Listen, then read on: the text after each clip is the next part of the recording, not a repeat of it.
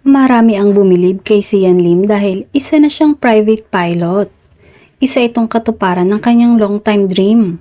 At least nga naman, kung hindi na siya aktibo sa show business, ay meron siyang fallback.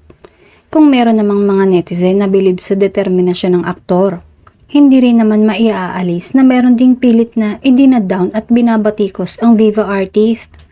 May ilang pa-savage na binabash ang aktor lalo na yung hindi pa rin makamove on sa naging hiwalayan nila ng ex na si Kim Chu. Sa thread ng Pinoy pop culture, na pag-usapan ng mga katikatera at sawsawera ang meme tungkol sa paglipad ng aktor. Isang SOCMED user na nagkomento tungkol di umano sa pag-iwan sa ere. Nilike naman ni Bella Padilla ang nasabing meme.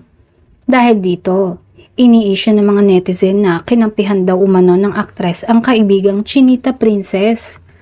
May mga anang iintriga pang may pa-shade raw si Bella sa former boyfriend ng BFF. Love ko si Bella. Siya yung kaibigan na ipaglalaban ka talaga.